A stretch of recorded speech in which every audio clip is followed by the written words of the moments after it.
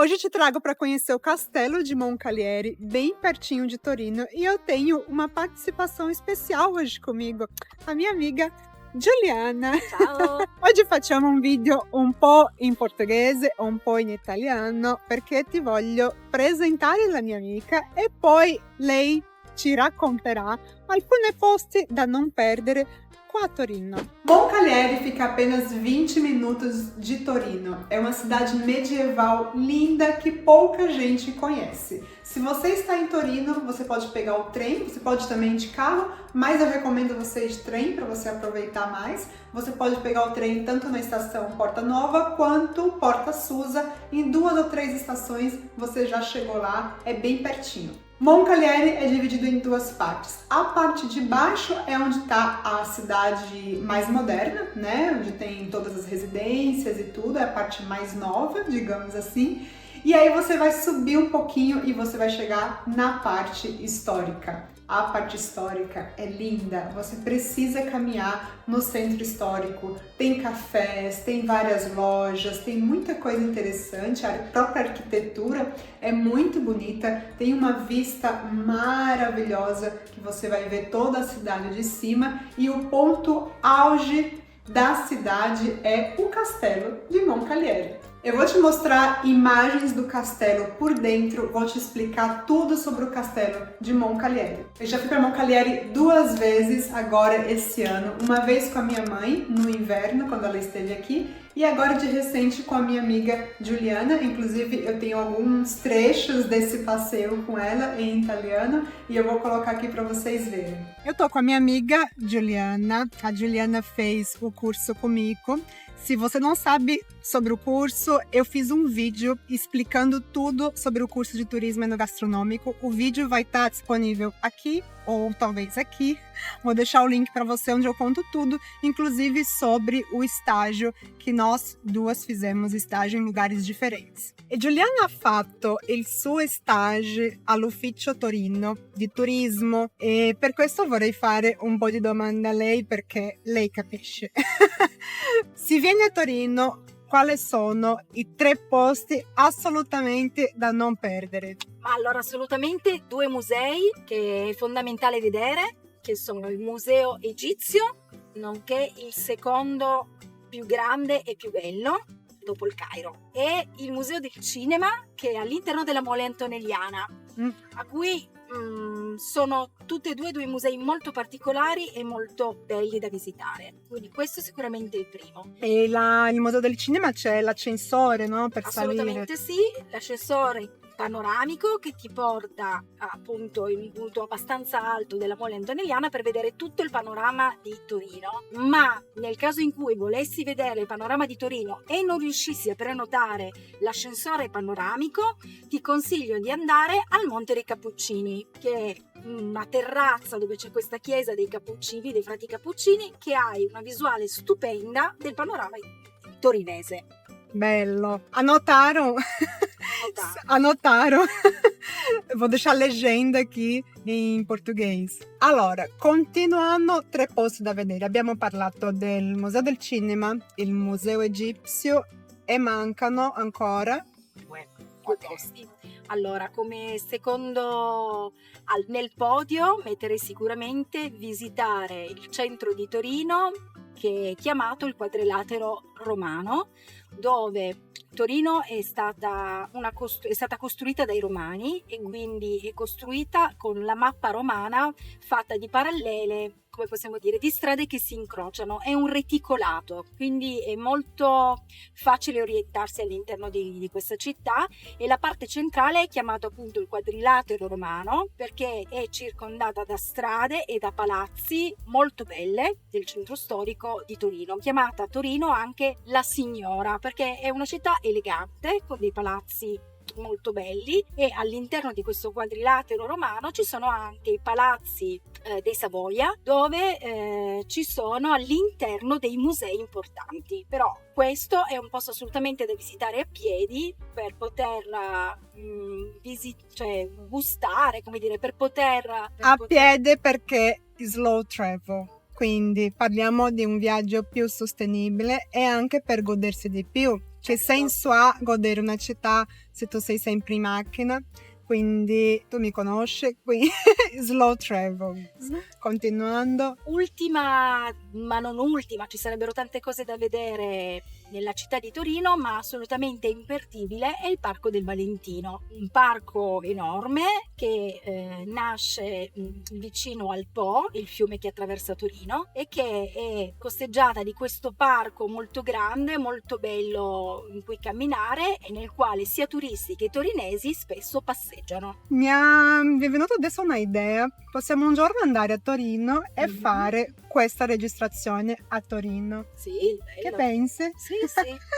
Facciamo un giro nel quadrilatero romano, ad esempio, andiamo a vedere. Esatto, possiamo fare un video tutti in italiano, con le spiegazioni in italiano e farvi vedere un po' la Torino. E aí, gostou de ouvir um pouquinho italiano? Se você gostou e você quer ver um vídeo nosso em Torino e em italiano, deixa aqui nos comentários. Essa é uma ótima alternativa para um passeio slow travel. Acredite, eu tenho certeza que você vai ser se não o único, um dos únicos estrangeiros em Moncalieri. Além do castelo, caminhe pelo centro histórico, entre no Duomo. O Duomo é lindo por dentro e o Duomo fica bem no centro, na Piazza Vittorio Veneto. É ali que é o coração da cidade. O Castelo de Moncalieri é o ponto auge de Moncalieri. É lindo! O castelo é aberto ao público de sexta, sábado e domingo. O bilhete custa 7 euros e a visita ela é apenas feita com um guia. O que faz todo sentido, porque o guia ele vai te explicando o porquê daquilo. Talvez se a gente estivesse ali sozinha, a gente não conseguiria apressar tanto a história do castelo. Então faz todo o sentido. Eu vou deixar o link na descrição do vídeo para você fazer a reserva. Sim, é importante você reservar, mesmo que seja um museu a pagamento,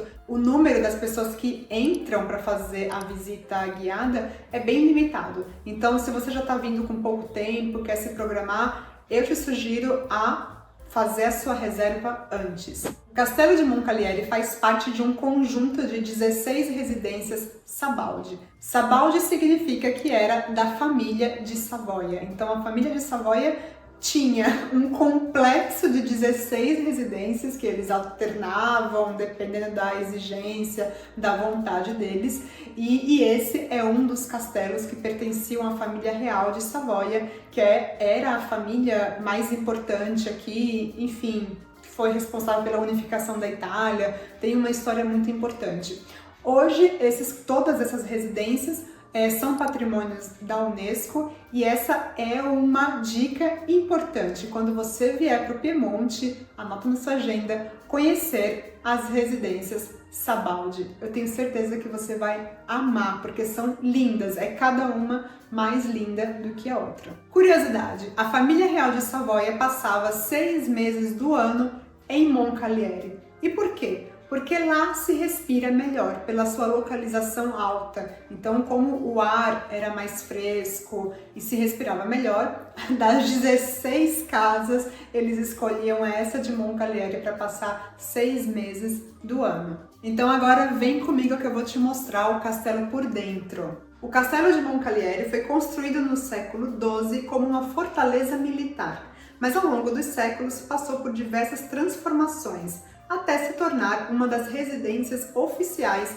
da Casa de Savoia, a antiga família real italiana. No século XVII, o castelo foi reformado para uso residencial e mais tarde ficou conhecido como um refúgio favorito da princesa Maria Clotilde de Savoia. Inclusive, esse elevador que vocês estão vendo aqui a foto, não sei, aqui ou aqui em algum dos lados, esse elevador super moderno, ele foi instalado em 1906 por exigência da Maria Clotilde, que já tinha um pouco de dificuldade em locomoção, e lá dentro tem várias escadas, então conforme a gente foi fazendo a guia, várias escadas, ela mandou instalar esse elevador. Gente, é um elevador que parece muito moderno para aquela época e detalhe, ele ainda está funcionando. Então muitas pessoas ali que estavam com a gente no grupo usaram um elevador. Se você tem algum problema de locomoção, não se preocupa, pode fazer tranquilamente o seu passeio no castelo, porque tem um elevador